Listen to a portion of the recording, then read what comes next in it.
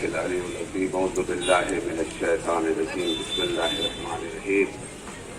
إنا لله وإنا إليه راجعون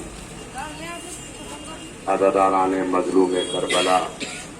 ماتمداران سید الشہداء آج کی یہ صبح ایام عزا کی آخری صبح ہے ہم اور آپ اس کا تابوت اپنے کاندھوں پر لے کر آئے ہیں یہ ہمارے اور آپ کے وقت کے امام کے قدر بزرگوار کا تابوت ہے جن کو امام حسن عسکری کہا جاتا ہے یہ واحد ایسے امام ہے یہ اکیلے ایسے امام ہے کہ جن کی غربت بیان کرنا میرے بس میں نہیں نہ میرے پاس وہ الفاظ ہے نہ میرے پاس وہ جملہ ہے میرا مظلوم امام میرا 11واں امام جن کی عمر صرف اور صرف 28 برس 28 برس کی عمر میں اور 6 سال آپ کو امامت ملی جب 11 برس کے آپ تھے تو آپ اپنے قدر بزرگوار امام علی نقی کے ساتھ مدینے سے سامرہ آ گئے 11 برس کی عمر میں اور آپ کی زیادہ سے زیادہ جو حیات تھی وہ قید خانے میں گزری ہے اور ایسا قید خانہ عزیزوں جس کو میں بیان نہیں کر سکتا کیونکہ اس وقت کے لوگوں کو یہ پتا تھا کہ جب 12واں آئے گا تو اس دنیا کو عدل و انصاف سے بھر دے گا تو 12ویں کے لحاظ سے 11ویں پر لوگ ظلم کرتے رہے اور ایسا ظلم کیا ہے عزیزوں کے بیان نہیں کر سکتا میں میرا 11واں امام جن کو عسکری کہا جاتا ہے یہ عسکری کا لفظ اس لیے ملا چونکہ جہاں آپ کا قید خانہ تھا وہاں آرمی کی چھاونی تھی جہاں آرمی کی چھاونی کے بیچ میں آپ کا قید خانہ تھا اور لوگوں کو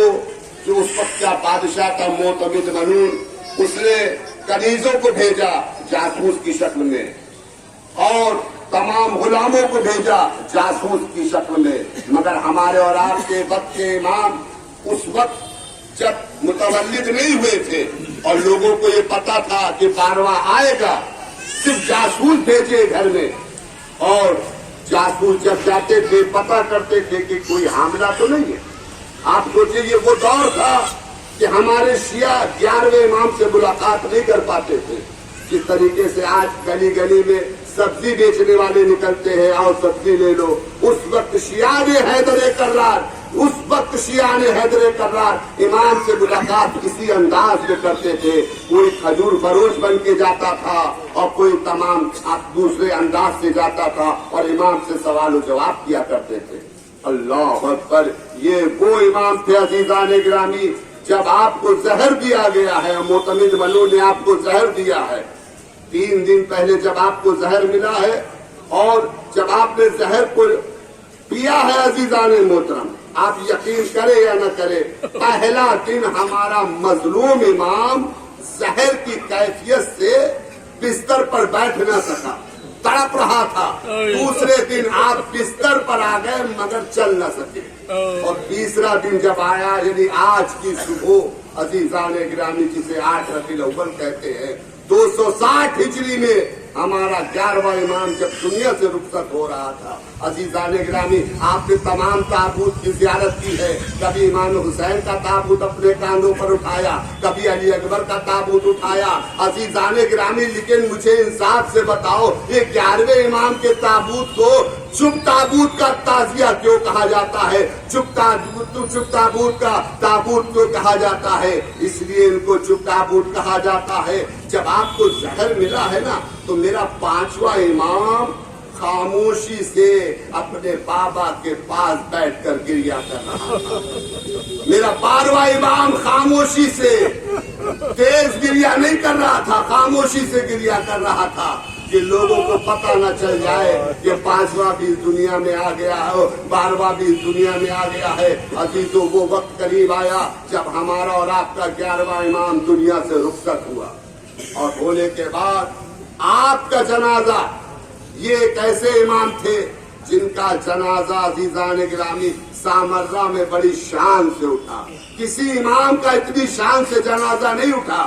آپ تاریخ اٹھا کے دیکھ لیے. لیکن جب 11ویں امام کا جنازہ اٹھا ہے تو سامرہ میں دکانیں بند ہو گئی تھی, ہر طرف سیاہ جھنڈے لگا دیے گئے تھے, ہر طرف آہو بکا کی صدا تھی. عزادارو جنازہ تیار ہوا, آپ کے بیٹے آخری امام نے آپ کو غسل بھی دیا, کفن بھی دیا, آپ کا جنازہ تیار ہوا. اور جب جنازہ تیار ہو گیا اور مومنین جمع ہو گئے تو ایک مرتبہ آپ کے بھائی جناب جعفر آگے بڑھے اور چاہا آپ نے کہ میں نماز جنازہ پڑھاؤں, مگر ایک کم سن بچہ جس کی عمر 5 برس کی ایک مرتبہ مجمع کو چیرتا ہوا اپنے چچا کے قریب آیا. چچا, ایک امام کی نماز جنازہ صرف امام پڑھاتا ہے, چچا میں اپنے بابا کی نماز جنازہ پڑھاؤں گا. عزادارو میرے وقت کے امام نے اپنے پدر بزرگوار کی نماز جنازہ پڑھائی. میں کہوں گا یا امام زمانہ, ارے آپ بڑے خوش نصیب ہیں, آپ نے کم سے کم غسل دیا, کفن دیا, اپنے باپ کی نماز جنازہ پڑھائی. میں کہوں گا آئیے ذرا سنسار سن 61 ہجری میں کربلا کے میدان میں ایک آپ کے جج ہے جن کا نام حسین ابن علی ہے, ارے جن کا لاشا ارے کربلا کے میدان میں بے غسل و کفن پڑا ہوا ہے. عزادارو میرا چوتھا امام, ارے ہاتھوں میں ہتکڑیاں, پیروں میں بیڑیاں, گلے میں خاردار, ارے کمر میں لنگر ہے, اپنے باپ کے جنازے کو دیکھ کر گریا کر رہا ہے. اتنا مجبور تھا میرا چوتھا امام, ارے اپنے باپ کے لاشے کو دیکھ کر کے ارے میرا چوتھا امام نے یہی جملہ کہا, اے بابا ارے میری غربت ایسی کہ میں آپ کو غسل و کفن بھی نہیں دے سکتا. ہاں عزادارو بس آخری جملہ اور آپ کی عبادت کو تمام کر رہا ہوں. آپ بڑے دور و دراز سے آئے ہیں, میری مائیں بہنیں بھی آئی ہیں, ارے بارش کا موسم بھی ہے, لیکن ہمیں غم کسی بات کا نہیں ہے, اس لیے کہ ہمارا سفر آج شام تک تمام ہو جائے گا, شام تک تمام ہو جائے گا. ہم چائے بھی پی لیں گے, ہم ناشتہ بھی کر لیں گے, ہم کھانا بھی کھا لیں گے, خدا کی قسم اپنے اپنے گھروں کو چلے بھی جائیں گے, لیکن تھوڑا سا تصور کا مقام ہے. اندازہ لگاؤ شام غریبہ میں زینب چھوٹے چھوٹے بچوں کو لے کر کہاں جائے. جزاک اللہ عزادارو, جزاک اللہ عزادارو. بس آخری جملہ, میں زیادہ وقت نہیں لوں گا. عزادارو وہ وقت قریب آیا جب اہل حرم کو رہائی ملی. عزادارو اہل حرم چھوٹ کر کے جب واپس مدینے گئے ہیں, بس دو جملہ سن لو ابھی تو حق ادا ہو جائے. یقین کریے ہمارا دل کہتا ہے اس جلوس کے ساتھ ساتھ ہمارے اور آپ کے وقت کے امام بھی ہوں گے. آج پرسہ لینے آئے ہیں نا, اپنے پدر بزرگوار کا پرسہ لینے آئے ہیں. عزادارو میرا مظلوم امام پردہ غیب میں گریا کرتا, خون کے آنسو روتا ہے. میرے مظلوم امام آخری امام کا مرثیہ زیارت ناہیہ میں ملے گا. میرا مظلوم امام فرماتا ہے میرا سلام ہو اس حسین پر, ارے وقت ذبح, ارے جس کا جسم نہ زمین پر تھا